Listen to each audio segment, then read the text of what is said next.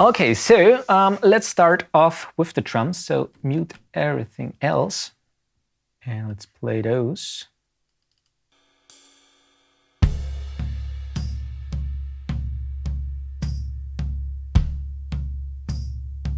But let's go to the part of the bridge.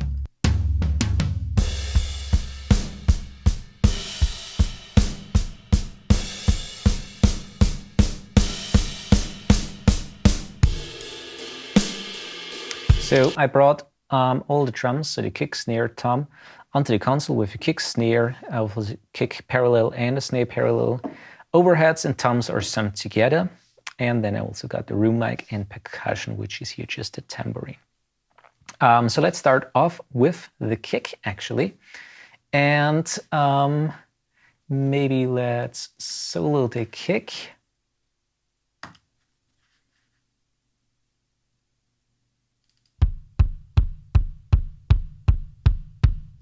And what I did here, plugin-wise, is I used the SSL channel. Made actually a low cut of 40, didn't need anything below that. And that's basically all I did to it. With a little bit of compression here, ratio 4:1. I mostly always use 4:1 on the drums, and quite a fast release. And that's basically it. As you can see, just 3 dB of compression, sometimes with peaks just tickling the 6 dB or something like that, but that's just on some occasions. And what I have here is basically actually nothing. Didn't use anything on the channel here. I don't know if I inserted it mistakenly, but I just left it as it was. Yeah, and that's basically it. On the console, I used a little bit of EQ. So I used here a little bit of a boost of 5K. So where this is kind of like the snap to and also the click. So you can hear it in a denser mix a little bit better. You just don't want to boost a kick just in the low end because most of the time it will interfere with the bass, but you get the definition of the kick. So 3 to 5K is always a good starting point. And then there's also a track which is the kick parallel. Maybe let's listen to that.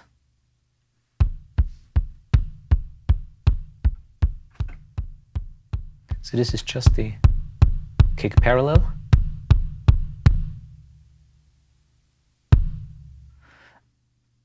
And what I used here on the kick parallel is a Alesis 3630, ratio 4:1, and it's actually quite slamming.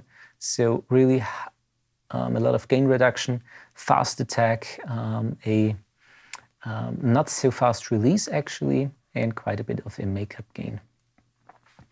As far as the snare then goes, let's go to that quick. Let's see.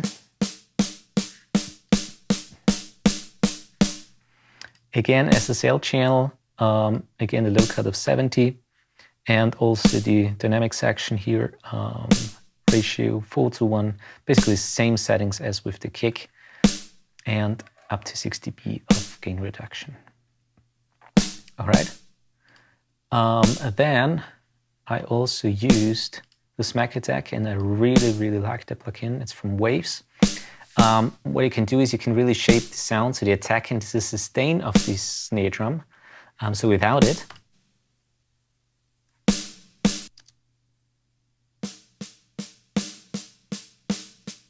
with,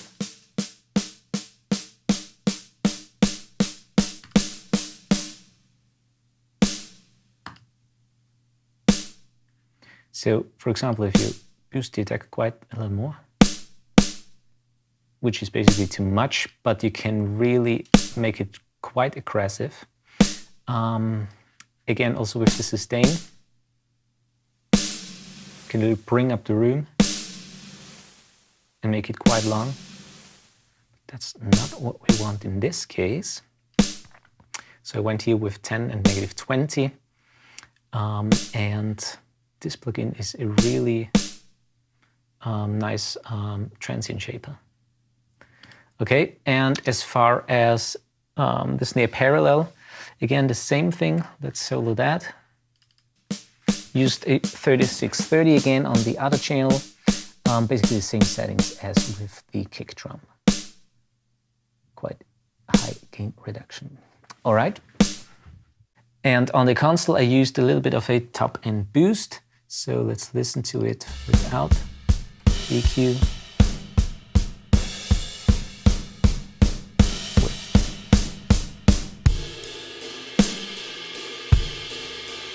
Without.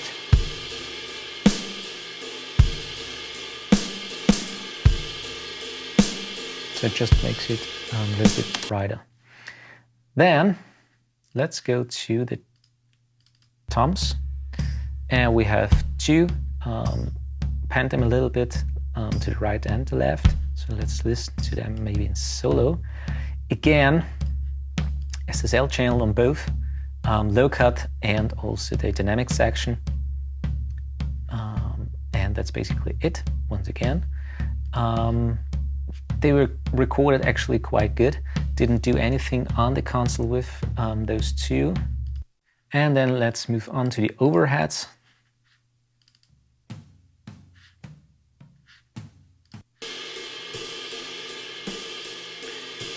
Went here a little bit, not overboard, but I had to do quite a bit here of EQ. So I reduced everything below 80. So made a low cut. Also took out quite a bit of 430 here and boosted quite a bit the top ends without the EQ.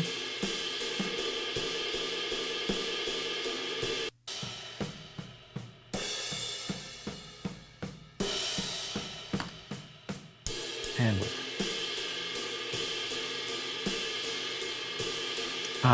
compression, the quick child from Wave 670. Just tickling a little bit the top end. I don't want to smash overheads, generally not too hard. I do that a little bit more with room microphones.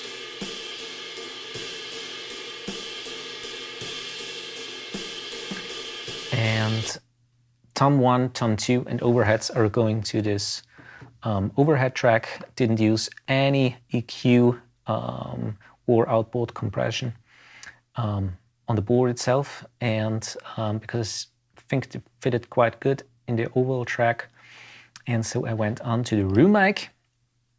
Let's listen to the room mic.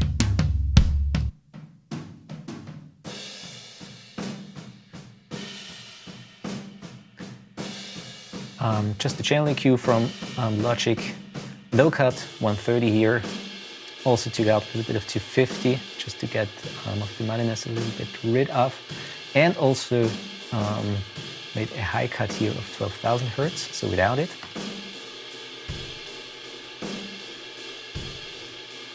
And with. You might hear it already.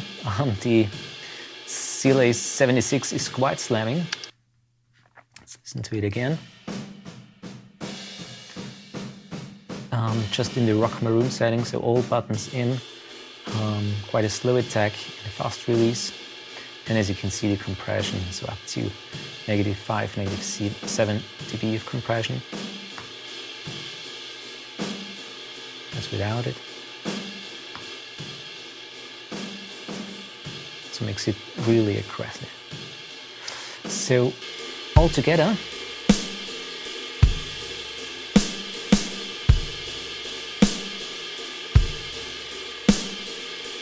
and just to take away the kick snare parallels, so let's take them out.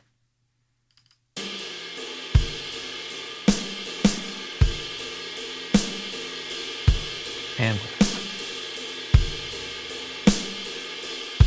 let's try them without it.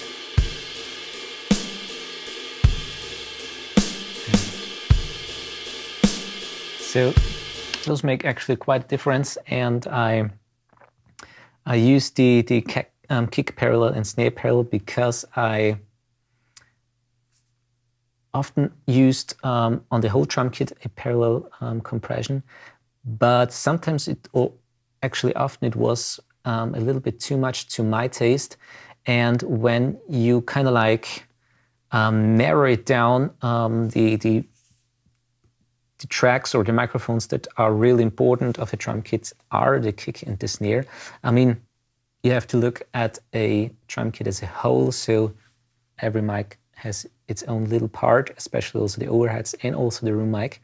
But I found out, or at least to my ear, that when you use parallel compression on kick and snare, you get actually a little bit more snap out of the snare and really cuts a little bit more through, especially also on the kick drum, than when you do it with the whole drum kit actually. So for example, when you bus your whole drum kit to a parallel bus and sneak that underneath it, I mean, there are no rules. It also works. I also did it in quite a lot of mixes actually, but nowadays, and perhaps I might change that in the future, because as there are no rules, you can actually do what you want and what sounds good. But I really like to use nowadays kick parallel and snare parallel.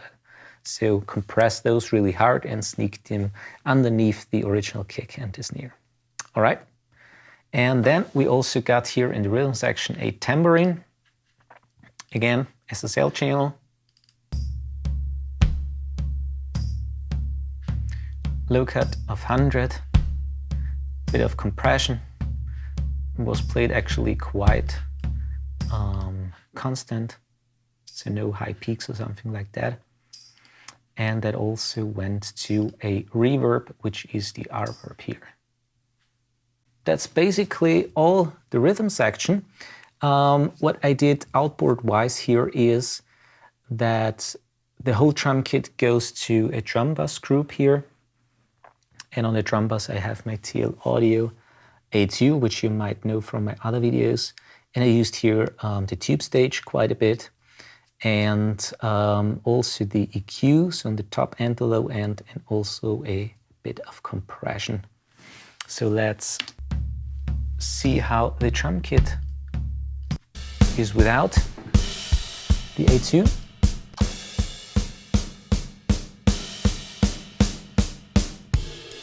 And with. Again without. And with. It's quite a bit of a difference. So I really like that unit. With the tube stage, you can really get a little bit more saturation. I think it sounds quite different than, for example, a plugin, saturation plugin. And also the compressor is actually not quite a fast one, but that fits obviously quite well with bus compression.